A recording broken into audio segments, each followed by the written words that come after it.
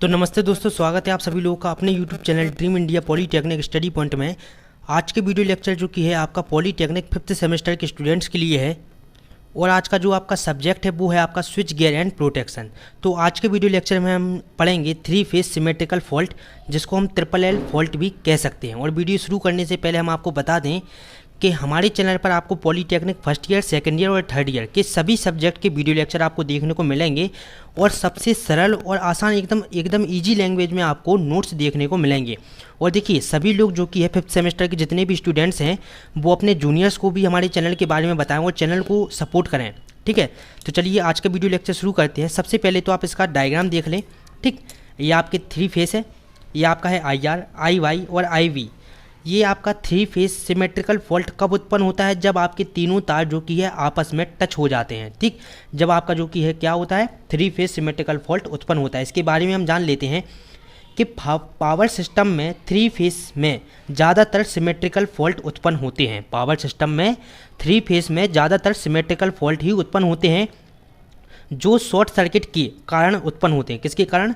Short circuit के कारण उत्पन्न होते हैं। इस स्थिति में अत्यधिक धारा यंत्र से होकर बहती है। मतलब कि जब आपका 3 फेज सिमेट्रिकल फॉल्ट उत्पन्न होता है तो इस स्थिति में हमारी अधिक धारा, ठीक, अत्यधिक धारा यंत्र से होकर बहती है, जिसके कारण यंत्र खराब हो जाते हैं। देखिए, जब आपने देखा होगा कहीं पर जब हमारा शॉर्ट सर्किट कहीं पर होता है तो एकदम तेज़ जो कि है आपकी विद्युत धारा जो कि आपको प्रदान होती है और जो कि हमारे उपकरण जो कि है ख़राब हो जाते हैं। टीवी वगैरह जो कि है शॉर्ट सर्किट में काफ़ी उपकरण जो कि हमारे घर के भी जो कि ख़राब हो जाते हैं। शॉर्ट सर्किट जब होता है तो हमारे उपकरण ख़राब हो जाते हैं तथा कंज्यूमर को लगता है लगातार सेवा प्रदान करने में बाधा आ जाती है, ठीक। जब भी आपका जो बड़े बड़े ट्रांसमिशन लाइन है, ठीक, ये आपका पावर सिस्टम जो है वहाँ पर जब भी आपके शॉर्ट सर्किट हो जाता है तो कंज्यूमर को लाइट उत्पन्न कर जो कि लाइट पहुँचाने में जो कि है बाधा उत्पन्न होती है। इसके बाद देखिए अगला टॉपिक हमारा आता है कि effect of fault on system, आपका स्टेबिलिटी और आपका रिलेबिलिटी, ठीक है। स्टेबिलिटी और आपका रिलेबिलिटी। देखिए, स्टेबिलिटी के बारे में सबसे पहले पढ़ते हैं कि स्टेबिलिटी होता क्या है आपका। तो स्टेबिलिटी को हम हिंदी में कहते हैं स्थिरता, ठीक। क्या कहते हैं? स्थिरता। इसमें देखिए स्टेबिलिटी व्युत्क्रमानुपाती आपका सूत्र होता है। स्टेबिलिटी व्युत्क्रमानुपाती होता है किसके? फॉल्ट करंट के। फॉल्ट करंट को हम लिखते हैं IF से। स्टेबिलिटी व्युत्क्रमानुपाती किसके होता है? फॉल्ट करंट के, जिसको हम लिखते हैं IF से। किसी इलेक्ट्रिकल पावर की स्टेबिलिटी उस सिस्टम के फॉल्ट करंट के व्युत्क्रमानुपाती होती है। देखिए, आप यहाँ पर पढ़ भी सकते हैं कि किसी इलेक्ट्रिकल पावर की स्टेबिलिटी उस सिस्टम की फॉल्ट करंट के व्युत्क्रमानुपाती होती है तथा सिस्टम की फॉल्ट की वैल्यू उस सिस्टम के फॉल्ट पार्श्व, ठीक, उस सिस्टम के फॉल्ट पार्श्व की प्रतिबाधा, जिसको हम इंग्लिश में कहते हैं impedance of fault shunt. Impedance of क्या? फॉल्ट शंट के व्युत्क्रमानुपाती होती है। आप यहाँ पर सूत्र के माध्यम से जो कि देख सकते हैं कि फॉल्ट करंट IF व्युत्क्रमानुपाती किसके है? इम्पीडेंस फॉल्ट शंट, जिसको हम लिखते हैं ZF से, ठीक है। अब हम यहाँ पर समझ सकते हैं लास्ट में कि स्टेबिलिटी व्युत्क्रमानुपाती होता है IF के, जिसको हम कहते हैं फॉल्ट करंट, ठीक है। और फॉल्ट करंट जो कि व्युत्क्रमानुपाती किसके होता है? ZF के, इम्पीडेंस फॉल्ट शंट के। तो इतनी सी चीज़ जो कि आपको याद रखनी है, इससे आप जो कि परिभाषा भी याद कर लेंगे और आपके सारे सूत्र भी आपको आसानी से याद हो जाएंगे। इसके बाद देखिए हम रिलेबिलिटी के बारे में पढ़ते हैं। रिलेबिलिटी देखिए क्या होता है? विश्वसनीयता। विश्वसनीयता के मतलब किसी भी पावर सिस्टम पर या सिस्टम पर हम कितना विश्वास कर सकते हैं। तो देखिए, किसी सिस्टम की स्टेबिलिटी ज़्यादा होती है। किसी भी सिस्टम की अगर आपकी उसकी स्टेबिलिटी, स्थिरता ज़्यादा होगी तो उसकी जो कि है विश्वसनीयता, रिलेबिलिटी भी उतनी ही ज़्यादा होगी। जितनी ज़्यादा सिस्टम की स्थिरता होगी उतनी ही ज़्यादा उस सिस्टम की विश्वसनीयता जो कि है बढ़ जाती है। देखिए, रिलेबिलिटी विश्वसनीयता व्युत्क्रमानुपाती होती है स्टेबिलिटी आपका स्थिरता, ठीक है। रिलेबिलिटी व्युत्क्रमानुपाती स्टेबिलिटी और व्युत्क्रमानुपाती किसके? IF के, आपका फॉल्ट करंट, ठीक है। और इसके व्युत्क्रमानुपाती क्या होता है? ZF, इम्पीडेंस फॉल्ट शंट, ठीक है। तो देखिए, किसी विद्युत शक्ति प्रणाली के अंतर्गत उस सिस्टम की रिलेबिलिटी उस सिस्टम की स्टेबिलिटी के समानुपाती होती है। क्या होती है? किसी विद्युत शक्ति प्रणाली के अंतर्गत उस सिस्टम की रिलेबिलिटी मतलब कि विश्वसनीयता उस स्थिरता की स्टेबिलिटी के समान, सिस्टम की स्टेबिलिटी की क्या होती है, समानुपाती होती है।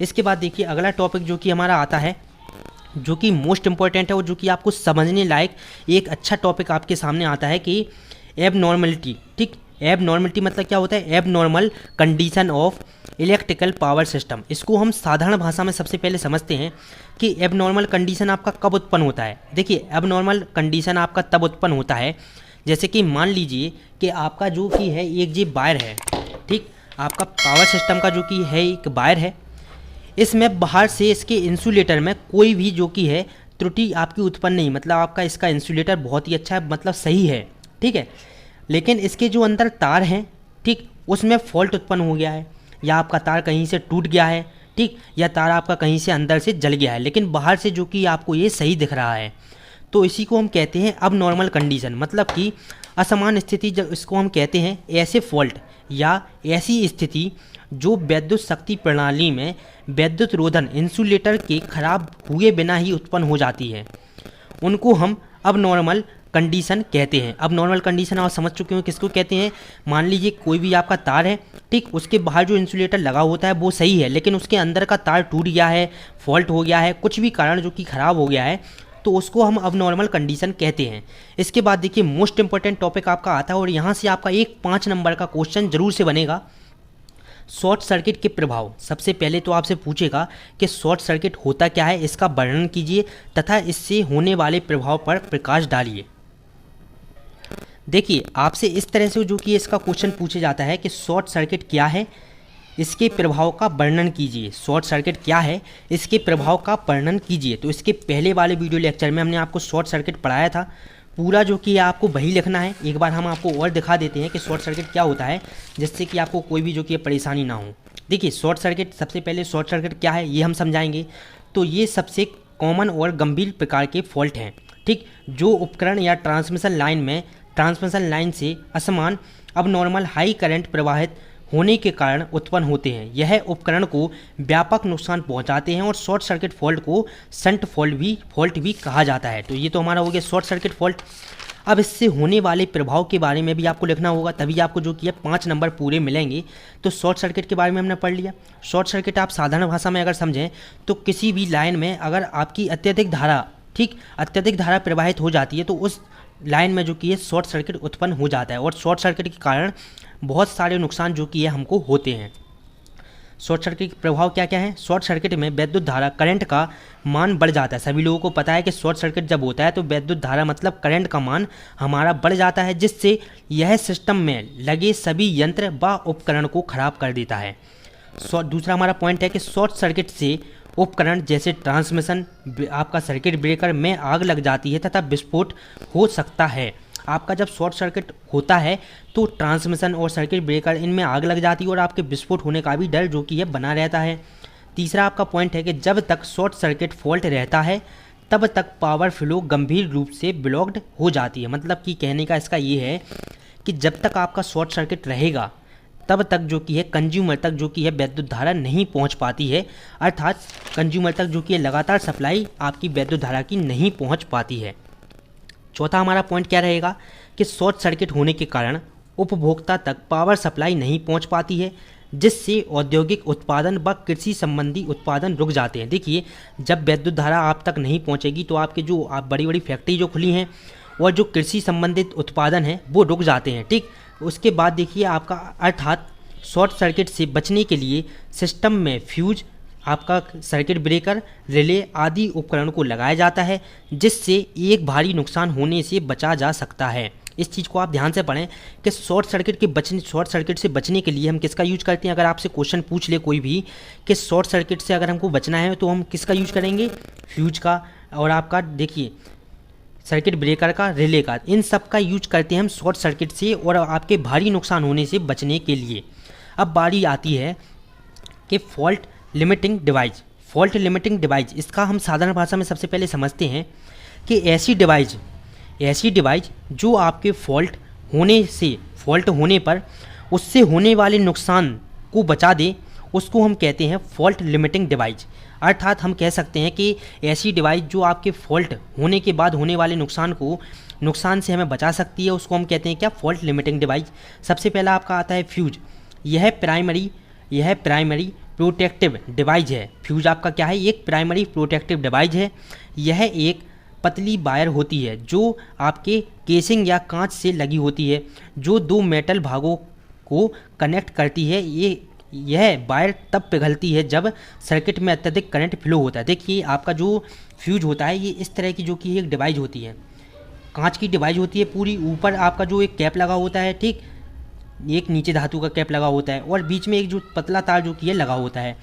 इसको हम जो कि है आपके पावर सिस्टम में वहाँ पर यूज करते हैं, और जब इसमें जो कि है हाई करंट आपका हो जाता है तो ये जो आपका तार है ये पिघल जाता है, ठीक है। इससे क्या होता है, आपकी जो पावर सप्लाई ये बंद हो जाती है और आपके एक बड़े नुकसान होने से हम बचा सकते हैं। किससे, फ्यूज की मदद से। अब हम बात करते हैं सर्किट ब्रेकर क्या है। सर्किट ब्रेकर, देखिए यह सर्किट ब्रेकर यह सर्किट को नॉर्मल बनाता है। यह सर्किट को क्या करता है, नॉर्मल बनाता है, और साथ ही अब नॉर्मल कंडीशन में ब्रेक करता है। अब नॉर्मल कंडीशन में क्या कर देता है, ब्रेक कर देता है क्या, सर्किट ब्रेकर। जब फॉल्ट उत्पन्न होता है तो यह सर्किट के ऑटोमेटिक ट्रिपिंग का कारण बनता है। मतलब कि मान लीजिए इस जो कि है आपकी इस तार में हमारे फॉल्ट हो गया है, ठीक, तो इसके बाद जितनी भी हमारी डिवाइस लगी है तो वो सारी खराब हो जाएंगी, ठीक है। तो यहाँ पर हम बीच में जो कि सर्किट ब्रेकर का यूज करते हैं। जब आपका किसी भी आपके तार में जब विद्युत धारा का मान अत्यधिक बढ़ जाएगा तो हमारा जो सर्किट ब्रेकर है वो ऑटोमेटिक ट्रिपिंग कर जाता है, जिससे कि हमारी विद्युत धारा जो कि है वहीं पर रुक जाती है और हमारा भारी नुकसान होने से बच जाता है। इसके बाद हम तीसरे टॉपिक की बात करते हैं रिले की, कि यह एक कंडीशन बेस्ड, ठीक, यह एक कंडीशन बेस्ड ऑपरेटिंग स्विच है। यह एक कंडीशन बेस्ड ऑपरेटिंग स्विच है। इसमें मैग्नेटिक कॉइल होती है। रिले बिजली से चलने वाली एक स्विच है जो कि किसी भी सर्किट की सप्लाई को ऑन या ऑफ करता है। देखिए रिले क्या होता है, एक जो कि है आपकी बिजली से चलने वाली स्विच होता है। जैसे कि आपने आमतौर पर अपने घरों में स्विच देखे होंगे जिनको हम हाथ की सहायता से जो कि ये बंद चालू ऑन या ऑफ कर देते हैं, लेकिन जो रिले होता है ये आपकी बिजली की सहायता से ऑटोमेटिक ऑन या ऑफ होती है, ठीक, और ये सप्लाई को जो कि है ऑन ऑफ कर देती है। चौथा और लास्ट पॉइंट हमारा आज के वीडियो लेक्चर का आता है कि लिमिटिंग पावर प्रोटेक्शन डिवाइस। इसमें लाइटिंग और सर्ज वोल्टेज से सिस्टम को प्रोटेक्ट करने के लिए लाइटिंग अरेस्टर और आपका ग्राउंडिंग डिवाइस सम्मिलित होती है। क्या होता है, लाइटिंग अरेस्टर और आपकी ग्राउंड डिवाइस सम्मिलित होती है लाइटिंग पावर प्रोटेक्शन डिवाइस में, ठीक है। तो ये हमको सभी किसके अंतर्गत लिखना है, शॉर्ट सर्किट के अंतर्गत। अगर आप इतना सब कुछ मटेरियल शॉर्ट सर्किट, ठीक, अगर आपसे क्वेश्चन पूछा जाए कि शॉर्ट सर्किट क्या है और इससे होने वाले प्रभाव का वर्णन कीजिए, तो आप इतना मटेरियल अगर लिख देते हैं और 5 नंबर में अगर आपका क्वेश्चन आता है तो 5 में से 5 नंबर आपके जो कि हैं पक्के हैं एकदम, ठीक। तो एकदम साधारण भाषा में आपको समझाया गया है। सभी वीडियो को देखते हुए आप नोट्स बनाते हुए चलें, जो भी 5th सेमेस्टर में स्टूडेंट्स हैं। और एक चीज़ का और याद ध्यान रखें, आप लोग जो कि चैनल को जितना ज़्यादा सपोर्ट करेंगे उतना ही मटेरियल आपको जो कि है ज़्यादा से ज़्यादा कोशिश रहेगी कि उतने ज़्यादा से ज़्यादा मटेरियल आपको पढ़ने के लिए दिया जाए। और पेपर के टाइम जो कि आप सभी लोगों को पता है कि स्पेशल क्लास, ठीक, आपके चैनल पर जो कि लगाई जाती हैं। और 5th सेमेस्टर में जितने भी स्टूडेंट्स हैं वो अपने जूनियर जो आपके फर्स्ट ईयर और सेकंड ईयर में आए हैं उनको भी चैनल के बारे में बताएं, ताकि उनको भी इस चीज़ का लाभ मिल सके। और बहुत से जो स्टूडेंट्स ऐसे हैं जो कोचिंग नहीं जा सकते हैं, ठीक, या आपकी बुक्स जो कि है परचेज नहीं कर सकते हैं किसी भी कारणवश, तो हमने आपको टेलीग्राम पर सारी बुक्स दे दी हैं और साथ ही आपको यहाँ पर नोट्स बनवाए जा रहे हैं। कोचिंग, ठीक, इतनी अच्छी तरह से आपको जो कि कोचिंग में भी नहीं बताया जाएगा जितनी अच्छे से आपको यहाँ पर पढ़ाया जा रहा है। सारे टॉपिक, आपको कोई भी टॉपिक छोड़ा नहीं जाएगा। और अगर बाई चांस कोई टॉपिक आपका बच जाता है तो बाद में जो कि उसको कवर कर लिया जाएगा। आप लोग बिल्कुल भी परेशान ना हो, बस आप सभी लोग जो कि इसी तरह से सपोर्ट बनाए रखें। तो चलिए मिलते हैं अब अगले वीडियो लेक्चर में। नमस्ते। सभी लोग इस वीडियो को ज़्यादा से ज़्यादा शेयर करें, लाइक करें और कमेंट करके अपनी कोई भी अगर प्रॉब्लम आपको हो तो वो बताएं।